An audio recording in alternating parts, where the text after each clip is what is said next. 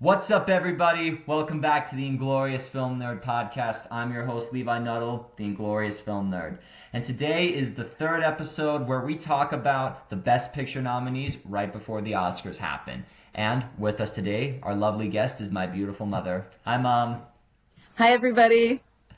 All right, are you really happy to be here? Yes, thank you so much for inviting me. I'm excited. I'm so glad you said yes. And would you like to tell our beautiful audience which of the Best Picture nominees we'll be talking about today? All right, drum roll, please. Da, da, da, da, da. We will be discussing Train Dreams. Ooh, Train Dreams. And you requested to do Train Dreams. Would you like to tell us a little bit about why you wanted to talk about it? All right, so here's my journey with the film Train Dreams. I first heard about it just through a social media post by one of my friends, and I remember talking to you about it and being like, "Hey, Levi, have you heard of this movie Train Dreams?" And you were like, "Actually, Mom, it's a pretty big deal. It's up for a lot of awards. We should see it." And so I remember, we sat down one late afternoon evening together and watched it, and I was just blown away by the poetic beauty of the cinematography. The acting is incredible. And it's not one of those movies where you're just like, oh my gosh, there's like speeches and explosions and all these things. It's like this quiet meditative tribute to someone's story, to someone's life, but told within this like epic setting of the settling of the American West, right? And so it takes a little bit to get into, but once you're in it, you just feel immersed in that world. And I just love the poetry and the beauty of it. No, definitely. I'd say it's a great slow burn movie where it's just like it feels like nothing's going on, and then slowly you're like, oh wow, something. This is a beautiful story, and I'm so glad I waited it out to feel what's going on.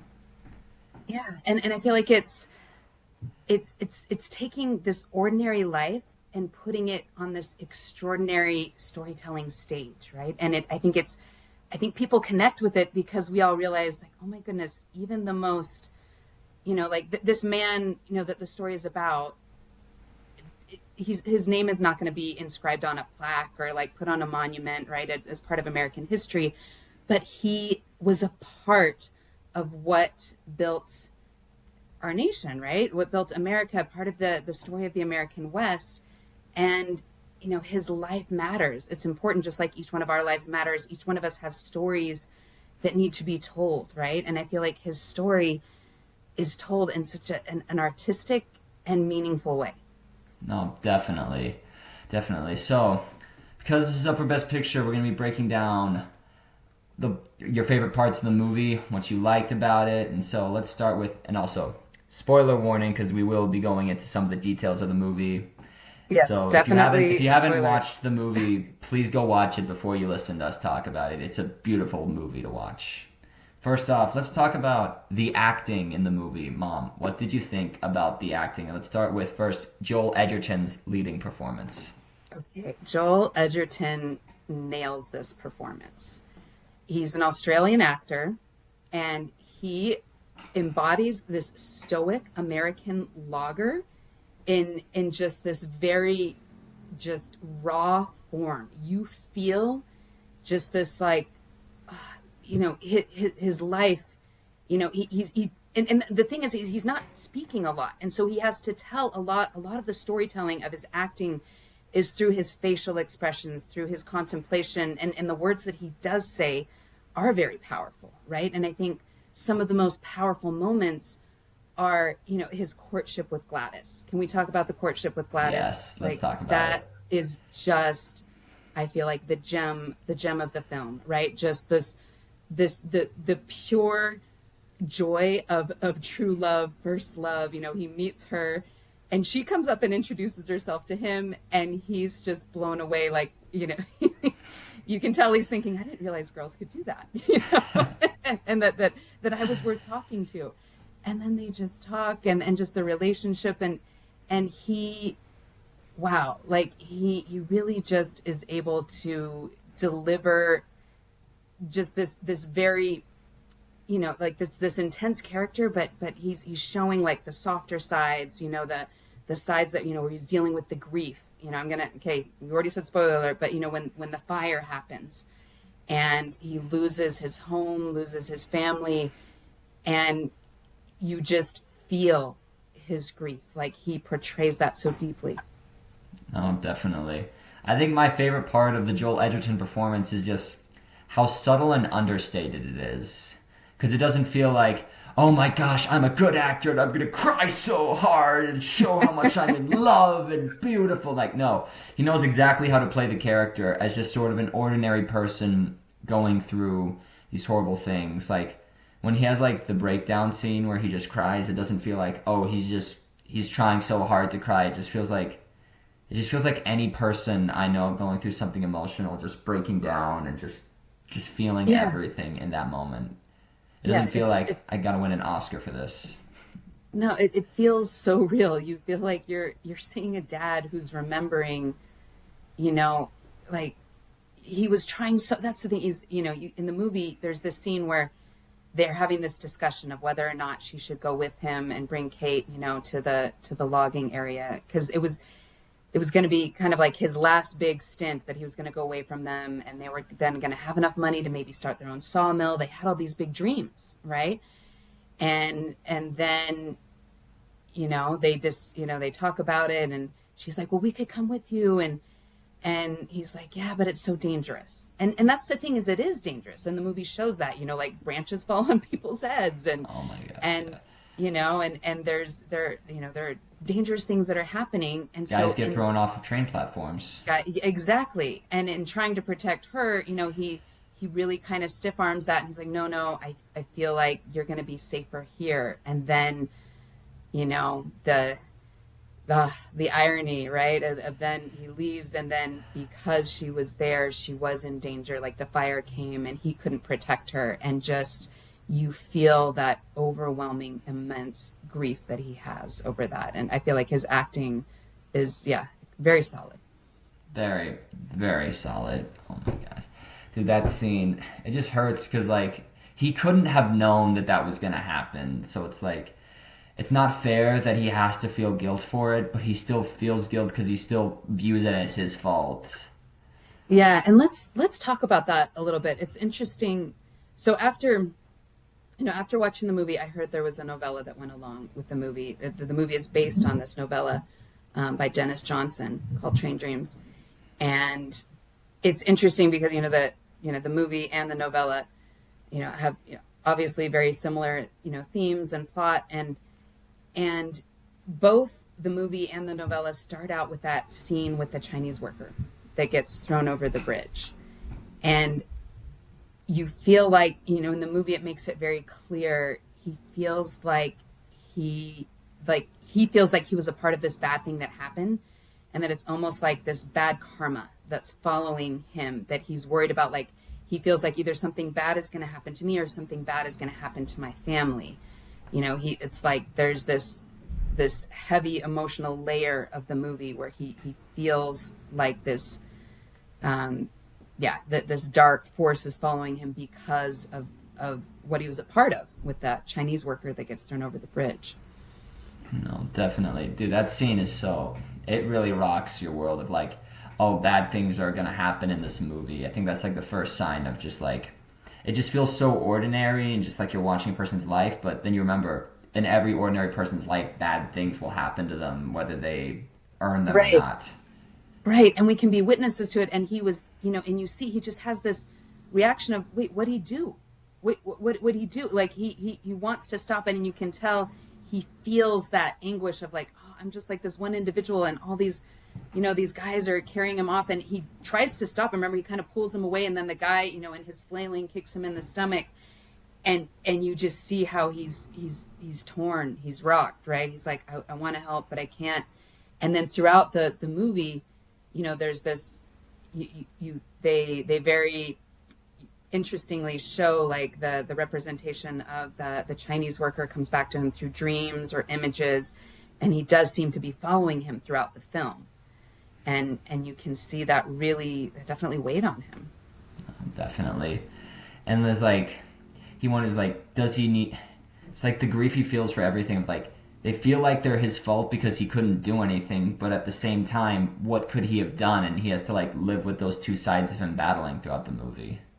Right. And then there's that moment where he's sitting with the character Oren Peebles, who, and he asks that question. He's like, "Hey, do the bad things we do in life, do you think they follow us?" And Oren Peebles kind of looks at him and he's like, "Son, if I knew the answer to that question, I'd be sleeping next to someone a lot more good looking than you." That's such a good line. Right? Because, I mean, and he's acknowledging, like, that's a deep question. That's a hard question, you know, and it's not easily resolved. And I feel like that's part of the, you know, deeper layers of the film. It has like very spiritual, deep, you know, contemplative questions, you know? Yeah. Which I think you mentioned the character Arnie People. What do we think? William H. Macy's performance in that role. That's another standout, I feel. I feel like he is a standout. Like he's incredible in that movie. He really is incredible. Like he, you know, I heard someone describe it as, you know, he takes the snack of a character and turns it into a meal. You know, he definitely. He has this like folksy way of talking and just very, you know, just but very deep thinker. You know, he brings, you know, there's this scene where they're sitting around the fire and all the loggers are talking and, you know, just about, you know, how intense the job is and he brings up the point, which I think is, you know, kind of definitely shown in the film. He's like, "Hey, this job is hard, not just on your body, but on your soul. We're cutting down 1,000-year-old trees, like trees that have lived hundreds of years. And that's hard on a man's soul, you know?" And he's, you know, bringing up these points, you know, that, you know, they kind of get dismissed a little bit by the loggers. And, you know, one of the loggers is like, "Well, my soul's not hurting when I get my pay," you know? But it's like, you know, they're not acknowledging it, but he's, yeah, definitely kind of like a conscience, like calling them to like, "Hey, let's think about what we're doing and the impact that it's having, you know, on us." Yeah, I think he's like the voice of reasoning of explaining like man versus nature in a sort of way, because he brings up the point of like, because like one of the loggers, I remember, he's like, it's like, "Well, like these trees, like there's thousands of them, and by the time we cut them all down, new ones will have grown up as big as these ones." And then William H. Macy goes, "I remember believing that when I was a young man." It's kind of like the theme of like, it's really easy to feel like the planet's gonna last forever until you get older and realize it won't last forever. But like the new generation, you won't realize that until you're older. Exactly. Kind of wish you had. Exactly. Yeah. No, I feel like, yeah, he responds to that really well. He's like, "I remember having those exact same thoughts when I was younger." Okay, we got to dive into the acting by Felicity Jones. Oh my gosh, Felicity Jones is such an underrated actress. I remember she was in The Brutalist last year and she got an Oscar nomination, and I'm like, she should have been in the win conversation for that movie. And I think for this movie, if she'd had more screen time, she could have been up for supporting actress again this year. Right. No, I think she could have. She, you know, I was reading a few thoughts on it, and people are saying, you know, Robert is the soul of the movie, but Gladys is the heart. Right. Definitely. Like and I would agree with that, because she just brings this like dynamic, radiant, you know, energy to it. Like just from the moment she introduces herself to him, you know, she just comes off as confident and like, "Hey, I've got this, and we've got this together," you know? And it's so cute when he asks her to marry him, and you can tell it takes everything he has to propose to her. And her response is, we're already married," you know? Like just, you just see that look in her. She's like, "We're already, look at our friendship. Look at this relationship we have." She's like, "But, you know, I guess we can make it official."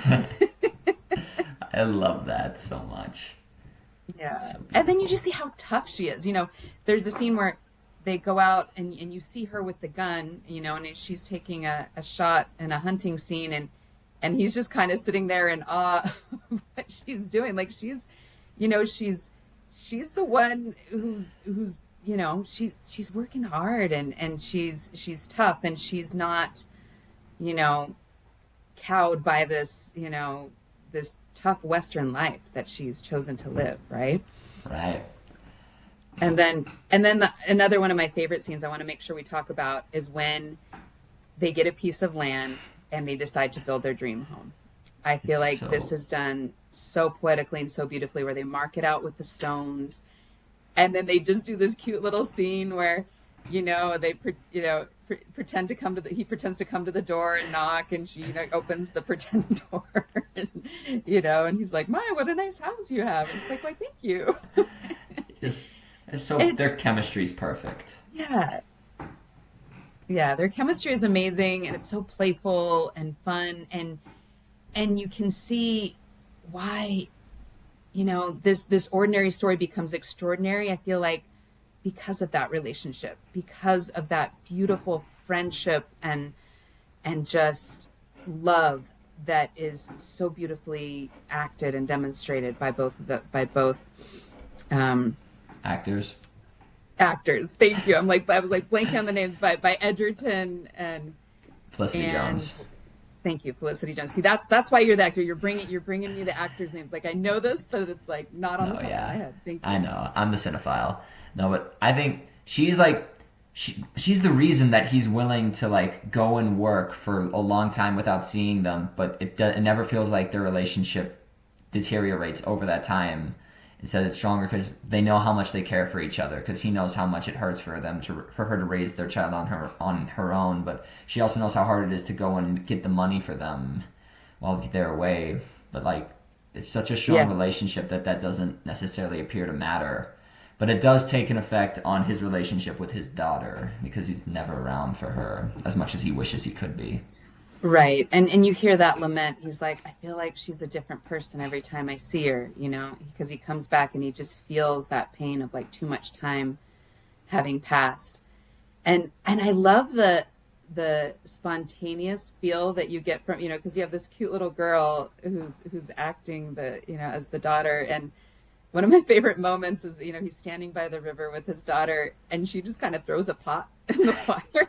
And you see like the genuine surprise on his face. And I don't know if that was scripted or not, but it was just showing the unpredictability, of children, but just like that's a moment he remembers, just like, oh, and in the end, like that pot didn't really matter. What mattered was his daughter, and just the beauty of that relationship. And like stuff and things, they're temporary, they'll come and go with the world. But I feel like this movie really emphasizes is what stays with you are the memories, the relationships.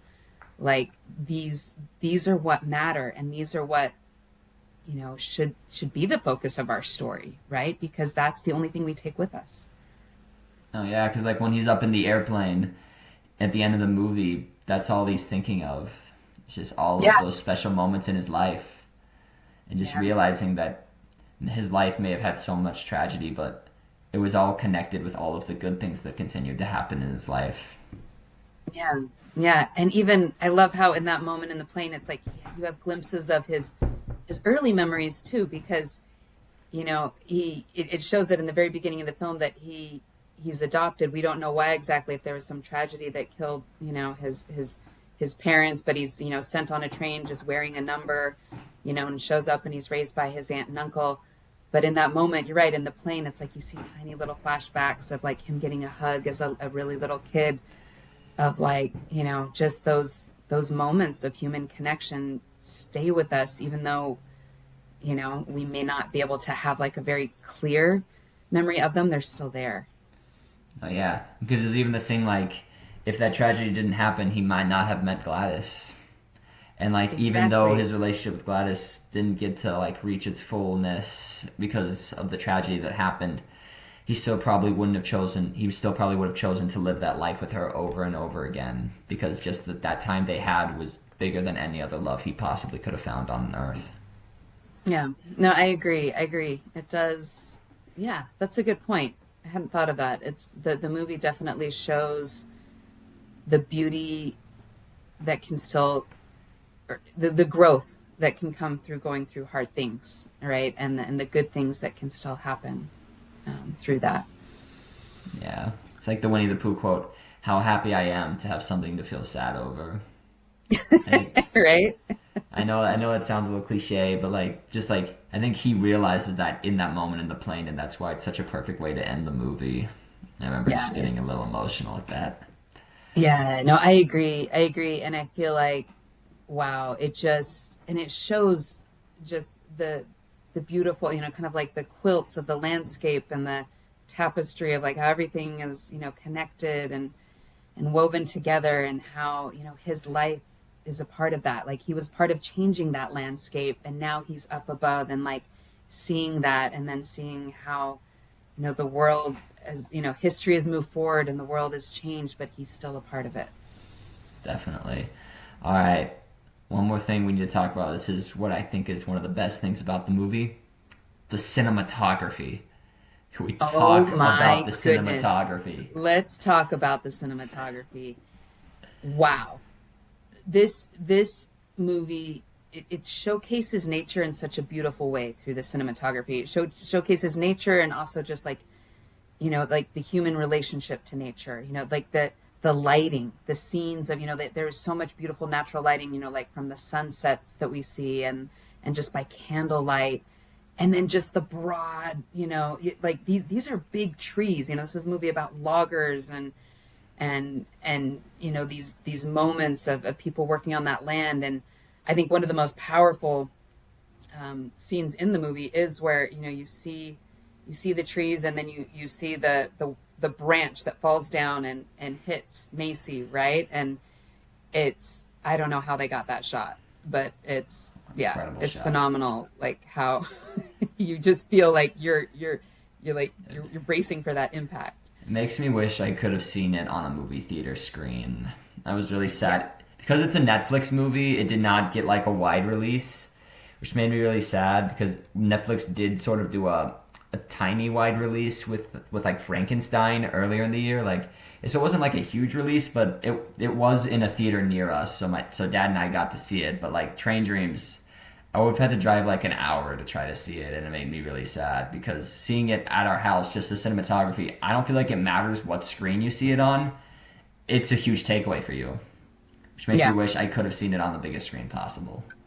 Yeah. No, I agree. I agree. And I was listening to an interesting interview with the cinematographer, and he was talking about, when he read the script, he kind of just got the impression of this movie is like finding a box of photos, in your grandpa's basement, and you want to tell the story through these, like very vintage photos. And at first he was like, well, maybe we need to tell it through black and white. But then he was like, no, because I want people to connect with, the immediacy of it, the realness of it. People live this.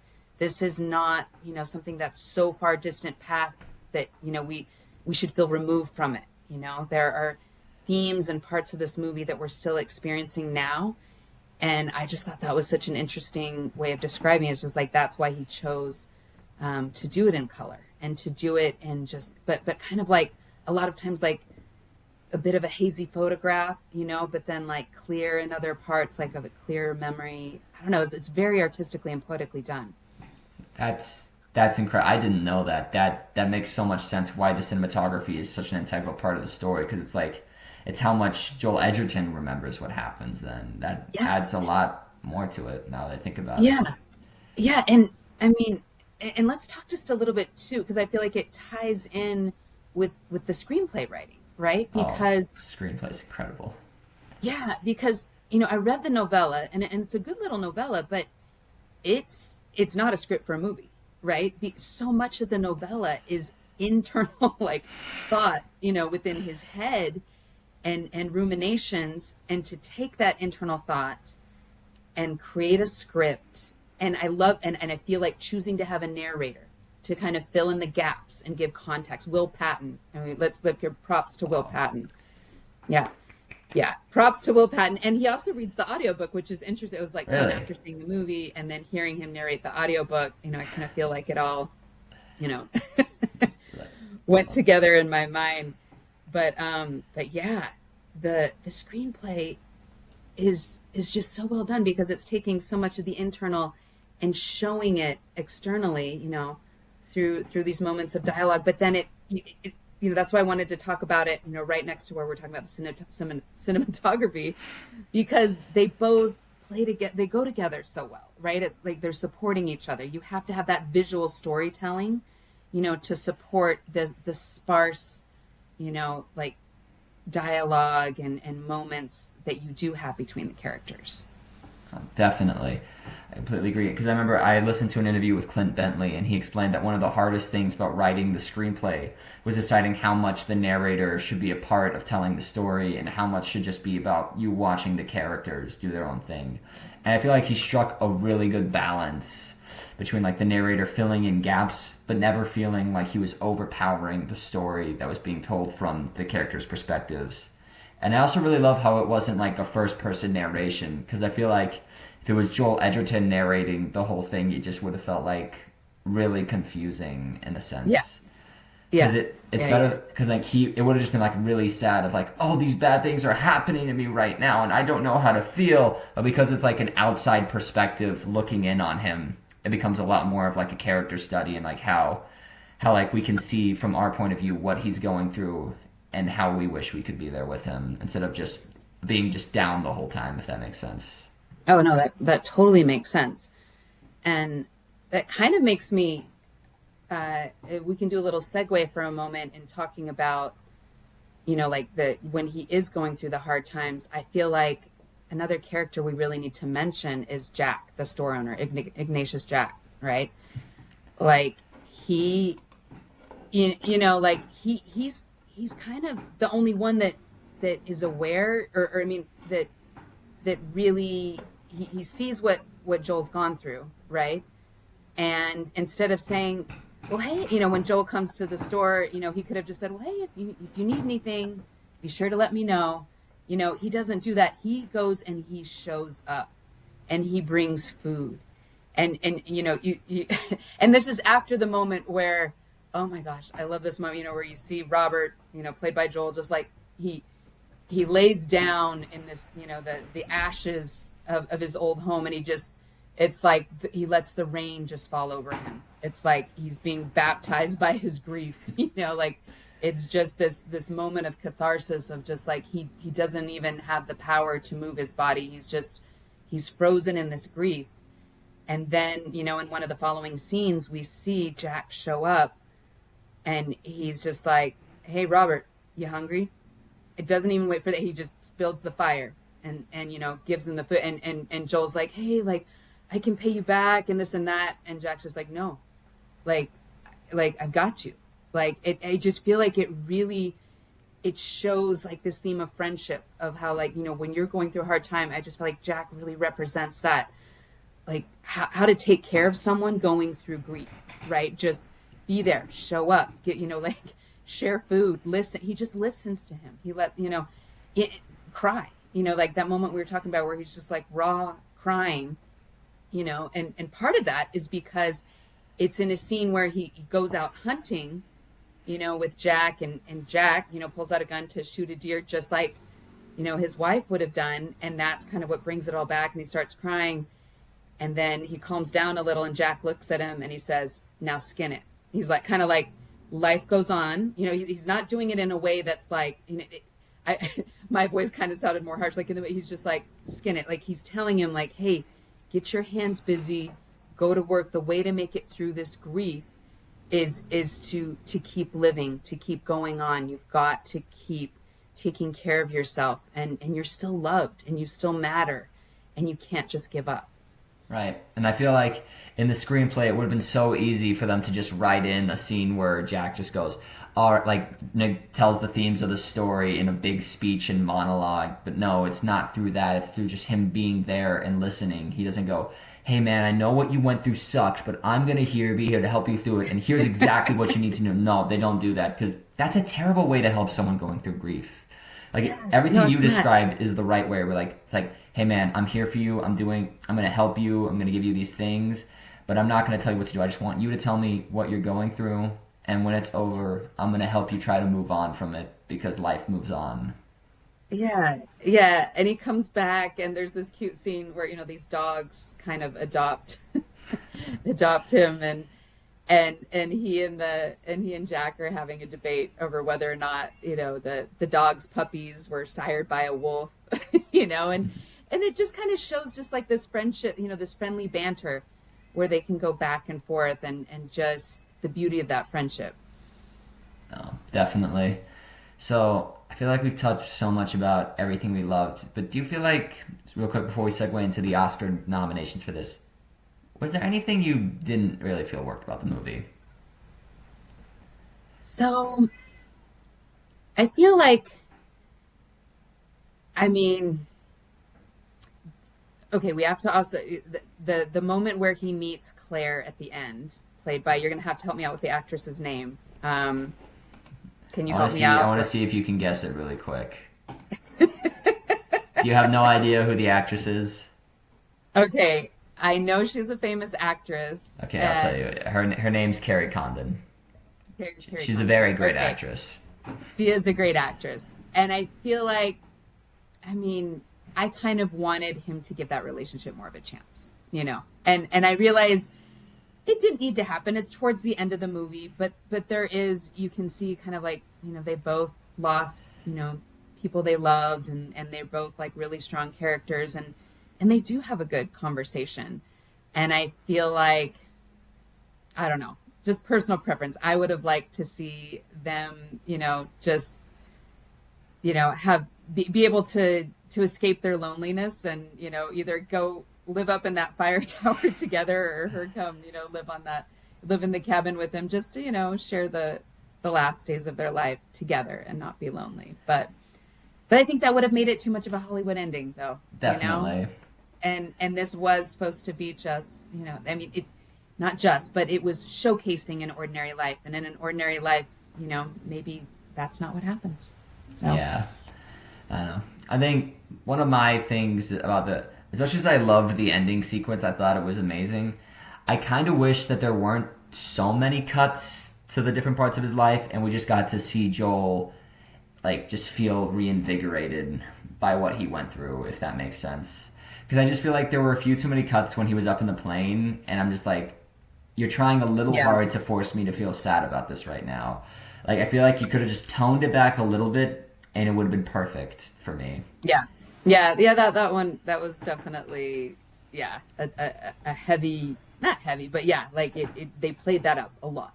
You're right. And again, I think the movie that is what I loved most about like Joel's performance is how understated it was. So I feel like this was them trying to be like, and now we just really tone it up. Like, no, I wish you just kind of kept it a little more subdued and just let the performance speak for itself instead of trying. Because I know what they were trying to do, and it really worked. I just think they kind of overdid it a little bit at the end. Not that it was bad. I'm just like, you could have toned it back a little bit.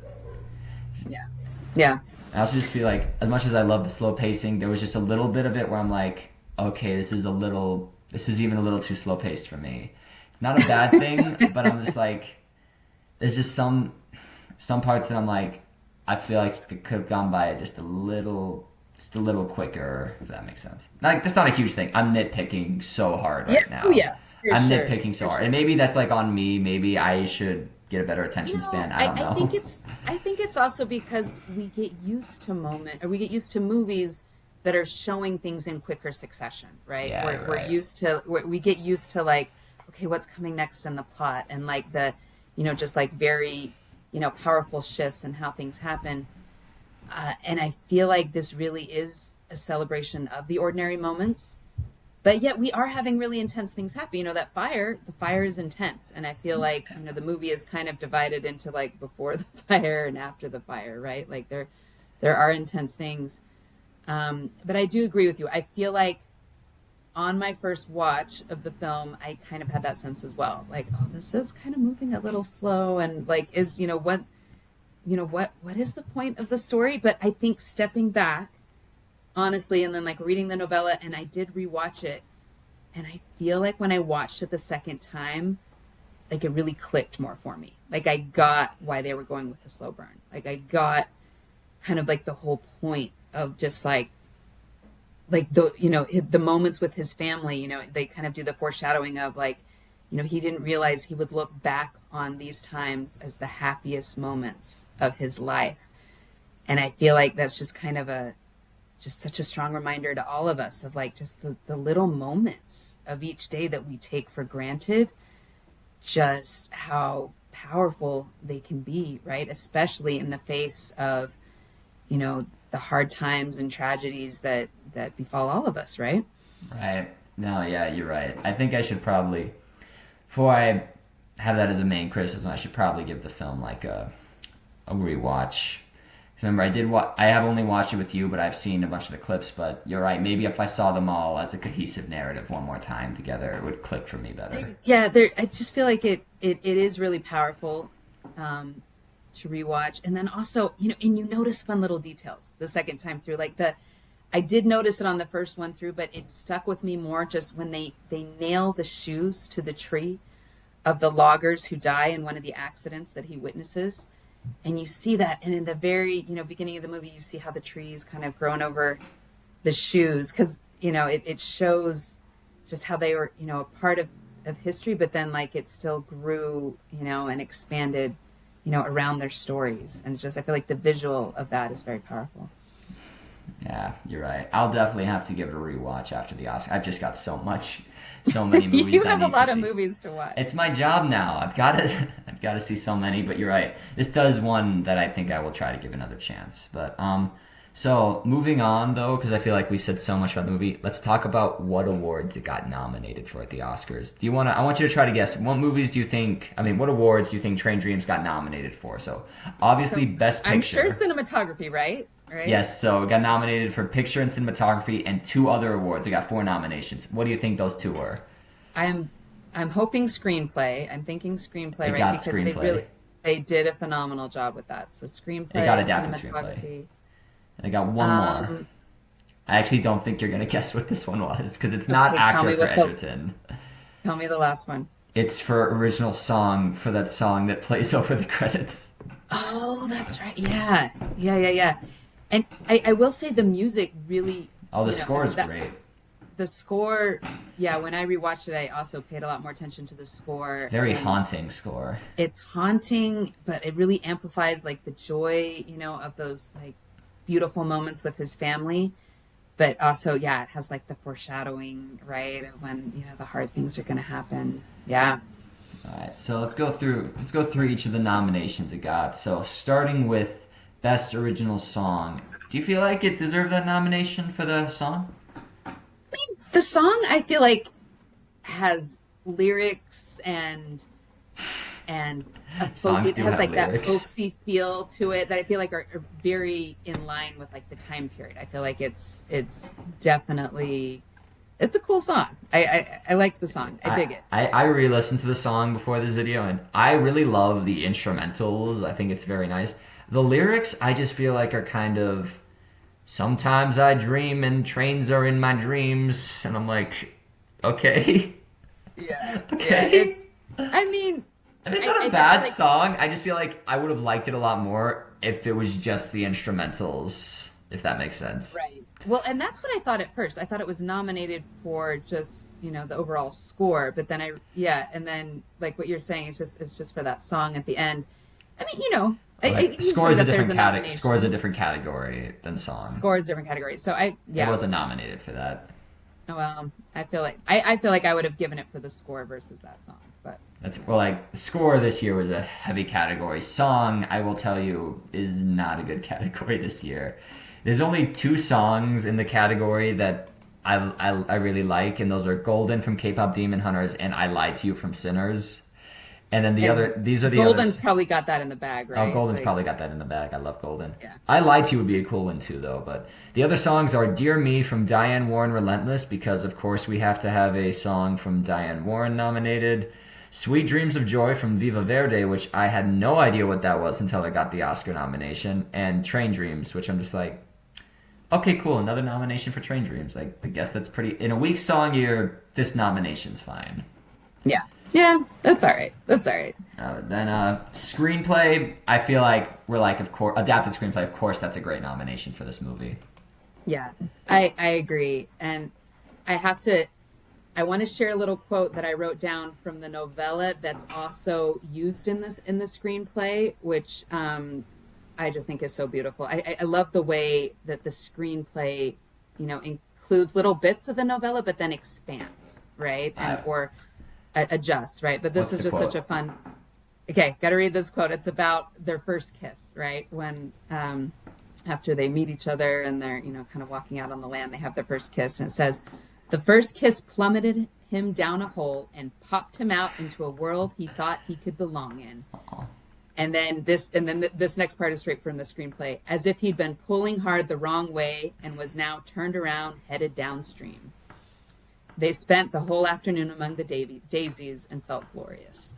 And I feel like, that last line about the daisies, that's not in the screenplay, but then they represent that visually, like just showing, like how beautiful and glorious it is. But screenplay is so well done because there is, you'll see in the novella just so much where he's in his head and thinking and like wondering about things.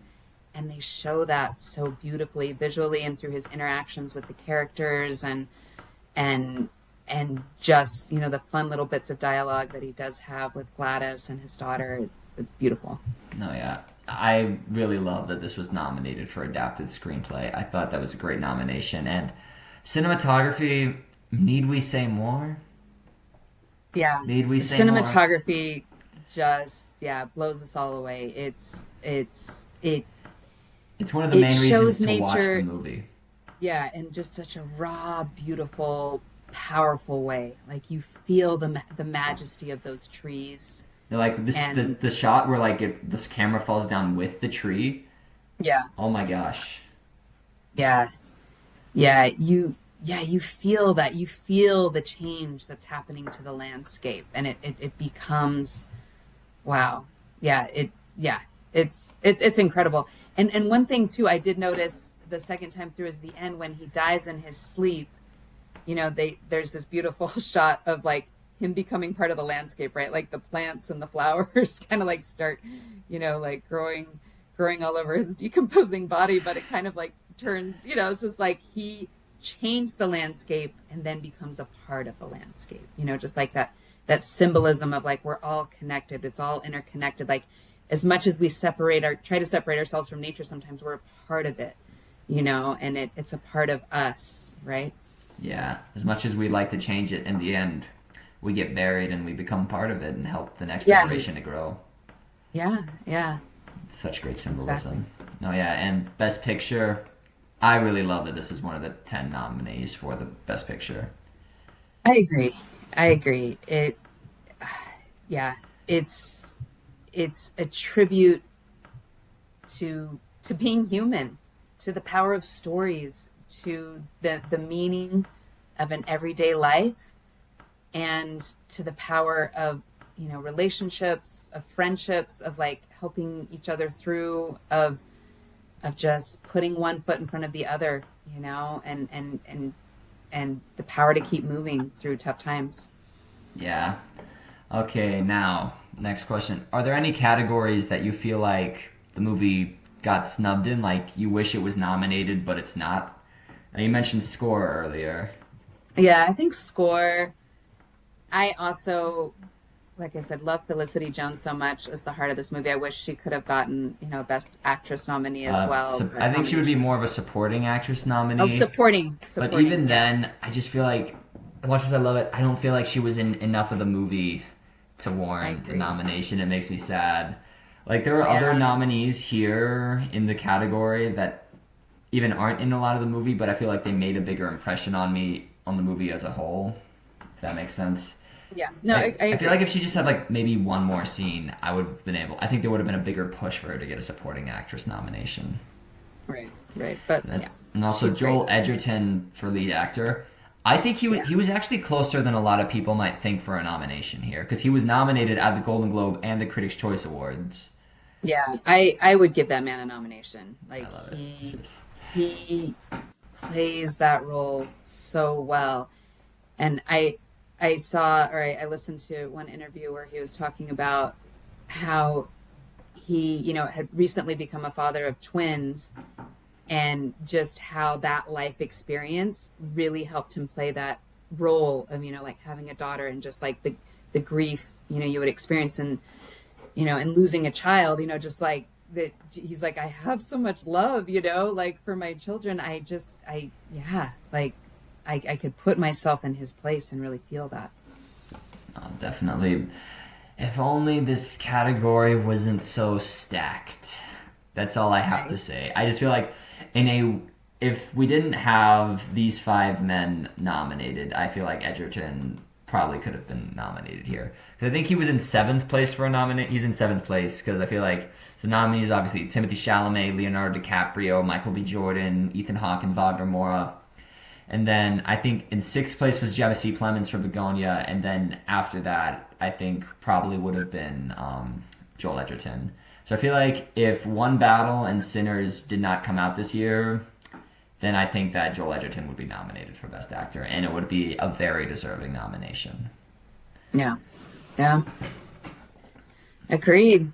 Agreed. Yeah, but I think those are like the only few that I feel like I I would have not. I feel like got snubbed for. I mean, the direction by Clint Bentley is incredible, but I mean, in this lineup, I don't even think he was in the conversation for best director. Not because his direction is bad, but again, we just had such a strong year, guys. It's just I feel like because Stranger Things, because it's such a small film, could have been overlooked, but the fact that it's been able to get even this amount of nominations in like screenplay and cinematography in some of the strongest years in both those categories, I think that that's a huge win for Train Dreams. I agree. I agree. Yeah. I feel like, yeah, the direction definitely, yeah, it is amazing. Like he's showing, you know, he's conveying the screenplay, like this, internal thought externally. He's like doing an amazing job with like the foreshadowing and the symbolism and just, the pacing of it is really well done. The novella is a lot more jumpy and you kind of get lost in this story. I feel like it's like somebody took a photo box and just kind of scattered it on the floor. Whereas they take the screenplay and, in the direction of the movie where you feel, They make more like a of, they make like they take all the photos and like make like a what's the word I'm yes, looking like a collage of photos. yes, yeah, that goes, more in a traditional kind of like lifespan, kind of like birth to death timeline. There is a little bit of jumping sometimes, but the direction is in such a way that you don't get lost, right? And I feel like the pacing is really well done there. So props to Clint on amazing direction for And Train Dreams. again, if it was not as strong of a year, I feel like he could have gotten nominated. But he's still a nominee because he co-wrote the screenplay. Yeah. Yeah. And I feel like this is one of those movies that's just going to stay with us that, people are going to want to revisit, kind of like I did and see again and maybe watch with their kids and just, there's just, yeah, I so can many see this powerful movie moments like in it. climbing in my favorite movies as I get older. I feel like I'll appreciate it more than right now. Yeah. Yeah. Well, and I feel like that's what the movie's conveying too, is just like the longer you live and the more life experience you have, the more depth your stories have, like everyone has a story to tell, but just like as you layer on the years and experiences, it's just like there's so much to explore and in every single life, every single person on this planet has some sort of fascinating tale to tell, and I think that's what this movie awakens in all of us is, what are our stories to tell? Yeah. All right, real quick, one of the last questions before. I think we've actually given our overall thoughts on the movie, so I won't ask that question because I think it's very clear that we both really love this movie a lot. So, our last question is how does this movie stack up to the other nominees in the category that you've seen? And I think there's only one other movie that you've actually seen here. So, I'll just ask you directly, which one would you rather have win Best Picture? Train Dreams or Hamnet? Don't make me pick between Train Dreams and Hamnet. Yeah, I know Oh you my love goodness. both of them so much. Well, what's interesting is there's so many parallels between the two as well. Like in talking about it, I'm realizing it. I feel like both movies highlight the beauty of a marital relationship so much. Just the power, of that relationship and that friendship, is definitely highlighted. The it both movies show that conflict between, like, do I stay home and keep my family safe, or do I, take that risk and go a little bit further away because I know that I can make money being far away and then bring that money home. Both movies show that conflict, in such a powerful way. Oh, but Hamnet. Oh my I goodness. won't make you choose which one's your favorite, but which one would you want to win Best Picture? Okay. Because those could be two different things. Okay, I do have to give it to Hamnet. I did kind of bawl my eyes out in Hamnet. I was a puddle after that film. I think I Remember, called you. You know this. Dad talked about it last episode. You guys were Yeah. like stayed in your seats for I 5 minutes. yeah, I couldn't move. And so I think yeah, even though yeah, I love Train Dreams, so many great things about it, but if I'm giving, I have to give the edge to Hamnet. Hamnet just it moves your soul. Like you feel it and you feel the power of art within art, just like she's seeing that performance of Hamlet and she reaches out her arm and you're just like you just Yeah. feel all the feels. You just feel that catharsis of like the healing that she's getting from seeing that moment and like seeing like she realizes that oh wow, like that's what this play was, Will's way of processing his grief, and it's just so many beautiful moments. And sorry, I'm turning to this into Hamnet now, but Oh yes, yeah, we talked about I that do last love episode. Hamnet. You're a little late for that. That's all right. I'm jumping on the bandwagon there. I think Hamnet is awesome. No, yeah. So, all right, this is me continuing to give my drip fed thoughts on my ranking of each of the Best Picture nominees. So, I'm gonna be honest. When I first saw Train Dreams, it originally ranked 10th place Okay. on them, but having going into the research about the movie and especially the conversation with you, it's moved up a substantial margin to the point where I think it's my number 6 movie of the Best Picture nominees. Yeah. Yeah. It really is just it stayed with me more than a lot of the other movies, and I just truly love it for what it is. And that's the thing. Yeah, I think it's one of those. It's deceptively simple. You watch it and you're like, wait, that's it. And and I kind of had that feeling when it ended. Like, wait, what? Like I that's know. the end. Like now I'm like, why did I have F1 ranked over this? Which spoiler alert, but I don't think any of you expected F1 to rank in my top 5.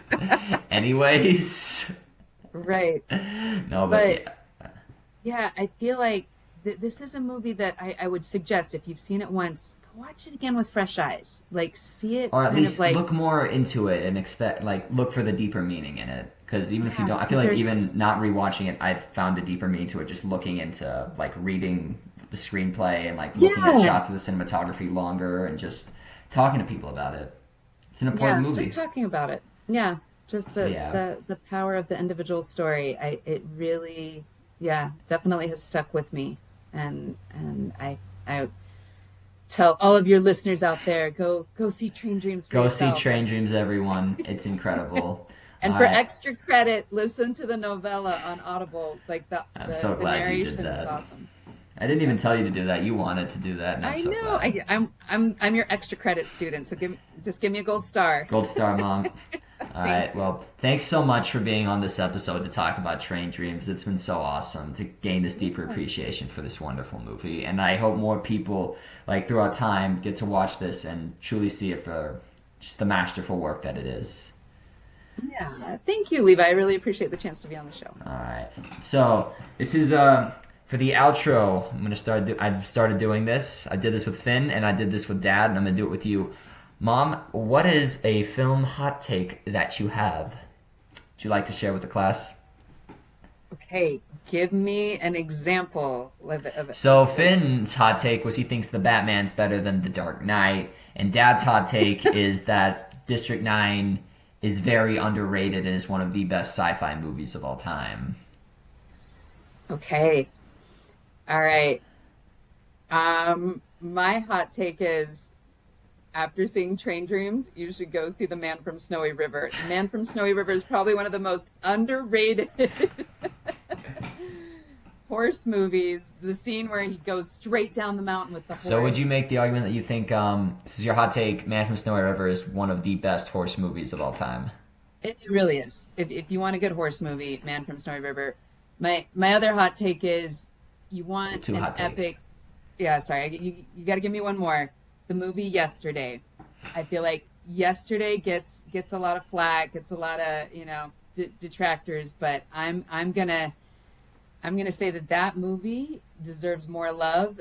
The acting is great, and the storytelling and the premise is so original. With the everyone having forgotten about the Beatles, and then like all the Beatles songs. I would All right. say You heard it here, that movie everyone. deserves more love. Yesterday and Man from Snowy River deserve more love. Maybe we'll do an episode on these. I don't know. We'll find out. Anyways, thanks so much, Mom, for being on this episode about Train Dreams. And I'm the Inglorious Film Nerd. Stay inglorious, baby. We out.